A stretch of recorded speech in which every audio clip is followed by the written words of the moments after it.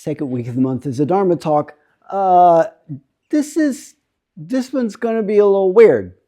You may have figured that already from the fact that there's a big old television up here. Why the heck is that here? So this one's going to be a little weird because what I want to do, what I want to talk about tonight is something I've been thinking about talking about for a really long time, like over a year. I've been thinking about, is this something, should I talk about this or not? And I kept sort of arguing with myself in my head over whether it was a good idea to do this little talk or not. And kind of recent events have conspired, things I've seen in the media and stuff have convinced me that I need to quit putting it off. I need to actually talk about it because it's something that's in the wind. It's something that's in the public, in the zeitgeist. I'm going to end up talking about art, sort of, a symbol, right? Which is why this is up here, because it's hard to talk about something visual if you can't show it. So that's the reason why this is up here. But before I get to that, I want to start with a story. This is not my story. This actually is a story I heard from my daughter. And she's not actually involved in it. She just observed it. This is just something that she saw, and then she told me the story about it. My daughter is in the public health field, and she spent a couple of years working for the Centers for Disease Control in Africa. She was in Zambia for a year. Before that, she was in Ethiopia for a year, and she worked out of the embassies. So the year that she was in Ethiopia, the American embassy in Addis Ababa, which is the capital of Ethiopia, is a pretty big deal because in addition to Ethiopia, that's where the African Union is, which is kind of the cooperative of African countries. So there's a lot of diplomatic stuff that has to happen in there. So I've been there. It's a big embassy, and there's a lot of staff. Well, there used to be a lot of staff. Today, I'm not so sure, but there used to be a lot of staff. So in the time that my daughter was working there, the year that she worked there, this is something that she observed. There were two young women, two young American women of very different ethnic heritages, who both were working in the embassy. They're in the diplomatic corps in the embassy, and they're probably mid-late 20s from the story my daughter told me. As is true for a lot of Americans, they have very different ethnic backgrounds, and they were very proud of their ethnic heritage, and rightfully so. But in their case, it created a conflict, right? Because one young woman was of Indian descent. Her parents were Indian immigrants. And she was very proud of her Indian heritage, and one of the ways that she expressed that was by wearing jewelry that contained elements and symbols of Indian culture. And the other young woman was of Jewish descent, right? And was rightfully proud of her Jewish heritage. And the problem was that one day, what my daughter ended up in the middle of and having to kind of settle and mediate was a screaming fit between these two young women over a pair of earrings, because of a symbol that was in the earrings that to the young Indian woman was a very important, mystical, and culturally significant representation of her heritage. And to the young woman of Jewish descent was a symbol of hate and murder, right? And they were both right. That's the source of the problem. They were both right because the symbol was a swastika, right? So what I'm going to talk about tonight is this symbol. And this may feel a little bit like, I thought this was Reverend DeJong, not Dr. Case Bolt, the college professor, because this might feel a little bit, this is not intended to feel academic, but there's a little bit of, I feel like it would be good for you to kind of know the background of this a little bit if you're not too familiar with it. So there's a little bit of kind of intellectual content in this, but that's not really the point of it. The point of this is a very practical issue in terms of this symbol and what does it mean and where does it come from and how should we understand it and what if anything can we do about the baggage that it has, right? So that's the idea. The first thing to know kind of intellectually about a swastika is that this is an ancient symbol, right? And it's found all over the world. Anthropologists, archaeologists have found evidence of the use of this kind of bent-armed cross kind of a shape in cultures all around the world, cultures with no contact with one another, you know. So therefore it was independently developed in the Middle East, in Europe, in the Americas, right? We've got evidence of it in Hopi culture and Mesoamerican cultures, right? Who at that time had not yet had contact with cultures from other parts of the world. It's kind of an obvious shape, you know, just two crossed lines, and the idea of, you know, the arms of them being bent, it's kind of a natural thing to do. So we find evidence of this symbol all around the world, going back at least 15,000 years. The connection to it with Buddhism obviously is through India. And we find, again, if you look at archaeological evidence, you can see this shape carved into rock and represented in pottery and in other sorts of things going back at least 3,000, actually at this point, 5,000 years ago, or at least 3,000 BCE. And still today, it's a very important symbol in the Hindu religious tradition. My daughter, who spent she's actually kind of an India expert. She's lived a lot of time in India. If you travel around India in areas with large, you know, obviously a lot of India is predominantly Hindu. There are some places that aren't quite as much, but this is a symbol that you see painted on people's houses and on the sides of taxi cabs and in jewelry and in textiles and in various places. It's a very important symbol for Jains. Actually, making a swastika shape out of taking a pile of rice grains and sort of forming them into the shape of a swastika is a very important Jain ritual. And Buddhists use it as well. So it's a really important symbol for all of these religious traditions that come out of India. Now, technically speaking, what we're really talking about is two different shapes that actually don't have the same name. The word swastika actually refers specifically to this shape of a bent arm cross where it kind of looks like it's facing to the right. If you think about that top bit as like a head, and like the direction that it's looking, it kind of looks like it's looking to the right. Technically, that's what's called a swastika. And that's the symbol, if you go, you know, in Hindu tradition, in Jain tradition, that's the one that you see. Technically speaking, the one that Buddhists use is not a swastika, it's a salvastika, right? And the only difference is it's pointing the other direction. It's kind of facing the other way, right? So again, if you think about that kind of top arm of it as being like the face, a head, and it's kind of looking in a direction, it kind of looks like it's looking to the left, right? So that's the shape that we see associated with Buddhism. The difference between them is really subtle, and so generally speaking, people just call them both swastikas and don't worry about it because the difference is so subtle. But again, culturally speaking, the meaning of them is a little bit different, though they're both related to and understood as meaning good fortune, good luck, these are the associations that the symbol has in Indian culture.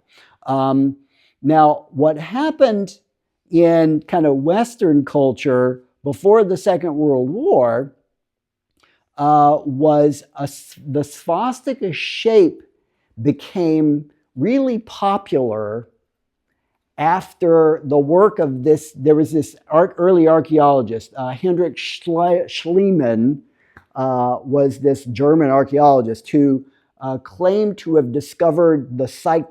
He found this archaeological site, and he said, this is Troy. This is the ancient city of Troy. Now, there's a great deal of skepticism about this, and there even was at the time, but he claimed that this is the city of Troy, as in, you know, the old Homer's myths and all that kind of stuff. And he found swastikas in that city, you know, in the archaeological evidence that he found there. And this got a lot of popular attention, and Schliemann got a lot of attention in the media. And so swastikas became kind of a fad thing, and they were actually used a lot in a lot of different things in Europe and in the United States. They were used in advertising images. The first thing over there is a beer bottle, right, with a swastika on it. The second one, if you can't quite make it out, that's actually a bottle opener made by the Coca-Cola company in the shape of a swastika, a metal bottle opener. We got cigarettes. We've got, the last one's interesting. The Air Force of Finland, when Finland created an Air Force in the early 1900s, they adopted this white circle with a light blue swastika inside it as their symbol for the Air Force. And they had it on all their planes until the end of World War II, actually not through 1945. That symbol was on all planes in the Finnish Air Force, and they actually kept using it in uniform insignia and various things for the Finnish Air Force until 2025. Just last year, they finally completely eliminated the symbol from their use. And in fact, until you know who came along, it was a symbol that was even used in the United States military. The 45th Infantry Division of the United States Army used this red patch with the gold swastika on it as their unit emblem on their uniforms and flags and various things. So this was a really popular, kind of fatty symbol that lots of things were being done with culturally until World War II, until the Nazis came along and kind of messed it up for everybody. Actually, the beginning of the use of a swastika associated with racism and Nazism started in the 20s, kind of at the beginning of kind of the development of fascism in Europe.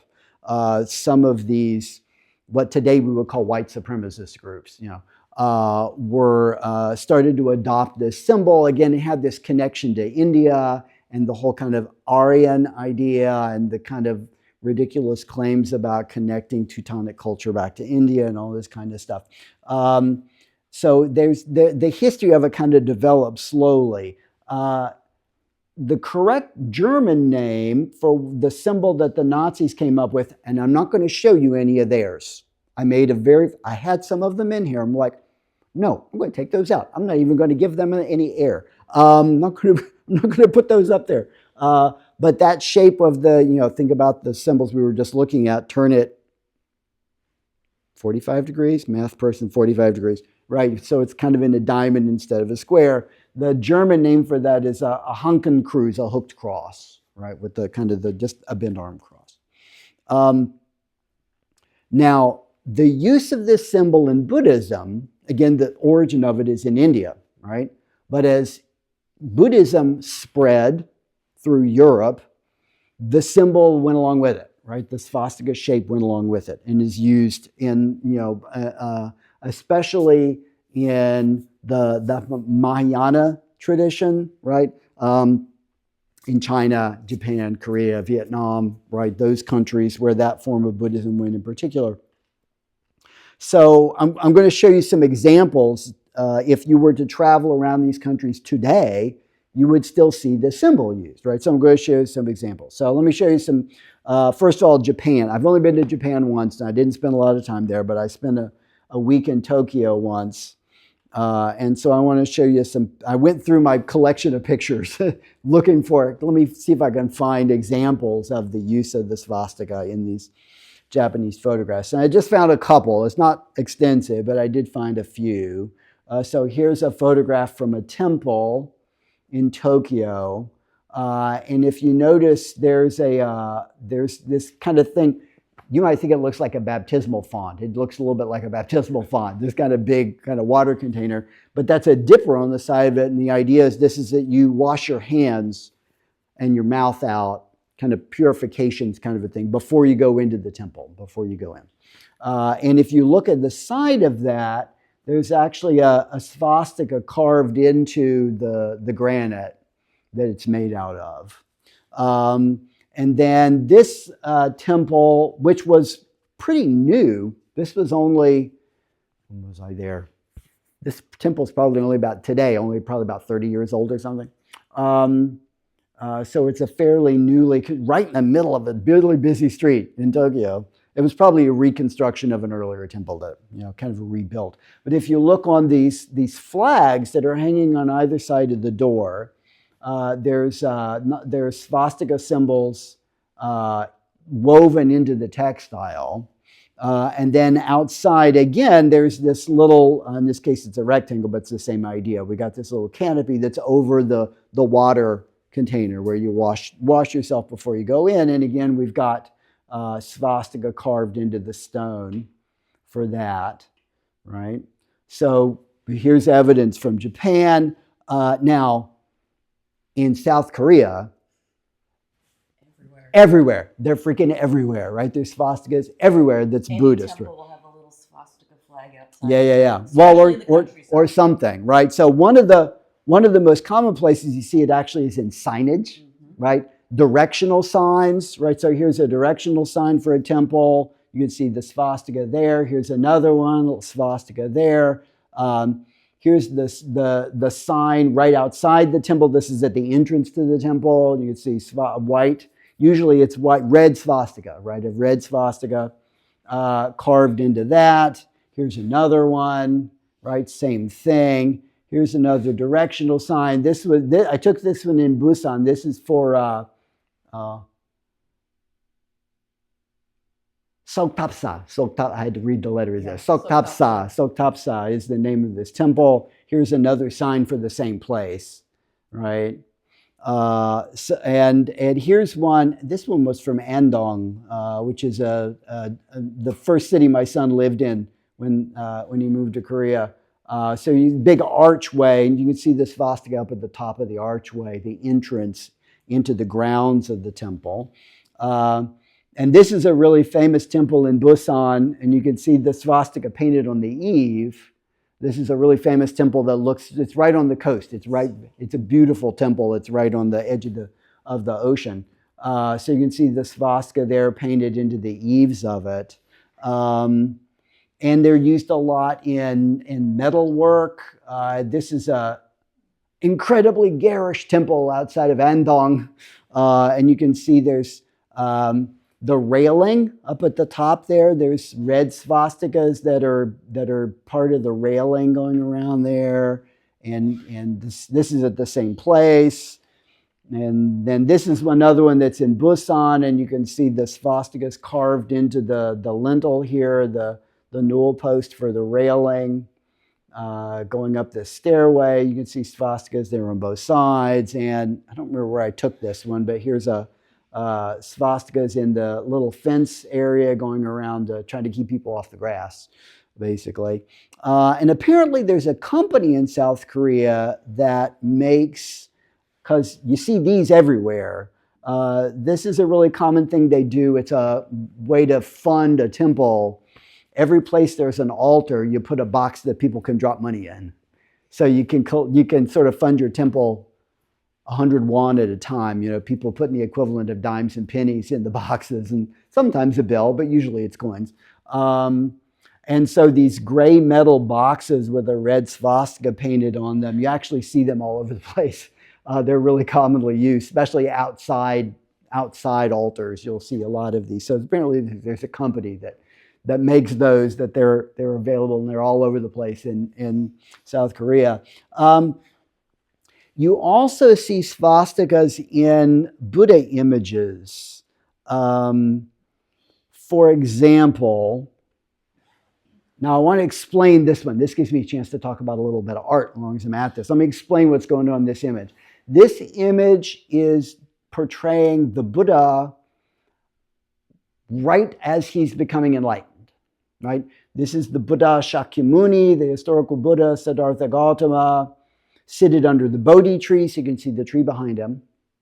And if you look carefully over to the left, you can see some human kind of figures. Those are the daughters of Mara. Mara, the sort of tempter god, kind of the Buddhist equivalent of the devil, sort of. And his daughters are trying to tempt the Buddha away from becoming enlightened. And you can also see some arrows and spears, which are the army of Mara assaulting the Buddha. but they're turning into flowers. That's why the flowers are kind of floating all around, because that's where these arrows and spears are turning into lotus blossoms, right, and falling gently to the ground. And the position that he's in is called the earth-touching gesture, because the hand down to the earth at one point in the encounter that's described in the scriptures, the encounter between the Buddha about to be enlightened and Mara basically says, who will witness to why do you think you deserve this? Why do you think you're entitled to be enlightened? Why do you think that you're important enough? Who will witness to this? And the Buddha says, the earth will witness. And he reaches down and just his finger touches the ground and earthquakes start. And, the earth is witnessing to his enlightenment. And fairly obviously, he has a swastika in the middle of his chest, right? And you can see that in a lot of actually portrayals of the Buddha have that swastika in that spot, the swastika in the middle of the chest. So here's a sculpture of Amida Buddha, Amitabha, right? The Buddha of the Western paradise. You can tell from the flower in his hand, right, that's Amitabha. And again, you can see the little swastika in the middle of his chest. Here's another portrayal of Amida. Again, you can see the swastika there. And this one is the medicine Buddha. You can tell it's the medicine Buddha because he's holding the plant in his hand, which is an herb, and a healing herb. And again, you can see the swastika, the gold, in this case, swastika in the middle of his chest. So if you go to a Buddhist temple in Korea or in a Korean lineage, you're going to find swastikas. They're going to be there because they're of deep cultural significance. I remember I went to a temple in LA. It was a Mahayana Siddhai. And I remember when I first saw it, I was like, wow. Yeah. So any temple in this tradition that you go to, you're going to find swastikas. Like this one. If you look around, you will find that there are swastikas in this temple right now. On our Amitabha statue, there's a little swastika. And somewhere in here, I can't find it now, but the pouch that this bell came in, there's a little yellow bag somewhere in here. I can't figure out where the heck I put it when we moved in. There's a little yellow pouch that this bell came in that's printed with red print with swastikas all over it. I wish I could find it. I don't know what happened to it, but somewhere in here, that's here too. So another example, I want to give you one other example. Maybe I should have done these the other way around because now this feels a little anticlimactic. But if you ever travel to East Asia, one of the places where swastikas are often used is on maps, right? For example, if you go on Google Maps, right, and you look at Seoul, South Korea on Google Maps, you will find these little lotus symbols used on Google's maps for where there are temples. So this is looking at downtown Seoul and Jogye-sa. The main Jogye is the other Amtego. They're Jogye, right? It's the other kind of big Zen order in South Korea, bigger than us. And that's kind of their main temple in kind of downtown Seoul is Jogye-sa. So there's where you can see it. Now, so if you look at an American mapping service, they use this lotus symbol because, again, lotuses are another thing that's associated as a symbol with Buddhism. But if you go to South Korea and you use a South Korean mapping service like Naver. Naver is the name of a company, and it's kind of one of the main. Kakao Maps. Kakao has a mapping service too. They do the same thing. But I'm about to show you something from Naver. Naver is the bigger one. More people use Naver. So if you look at the exact same neighborhood on Naver, what you'll see is every place that Google has a little lotus, there'll be a little swastika, right? So if I'm going to blow up the middle of that, so you can see right there's Jogye-sa on the map, and there's the swastika. Right? You would have seen the same thing in Japan until just a couple of years ago.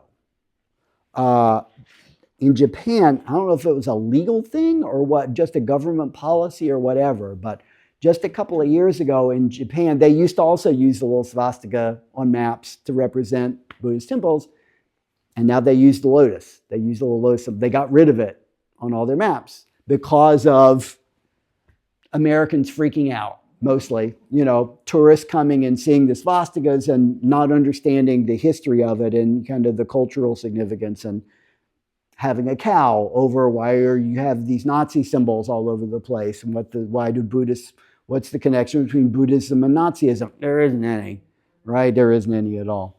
So the issue that this brings up is, so we've got this symbol, it's culturally meaningful. Again, it's used all over the world. There are a number of cultures that have this problem because they use this symbol. And then World War II comes along, the Nazis come along, and they kind of screw it up for everybody, right? And so now the question is this symbol redeemable? And I don't have an answer, but it's an interesting thing to think about. And it's a challenge that we have to kind of think about. Is there a way that, given the significance of this symbol for Buddhists and Jains and Hindus, but at the moment we're talking about Buddhists, given the significance of this symbol for Buddhists, is there something that could be done that would make it okay to use this symbol? And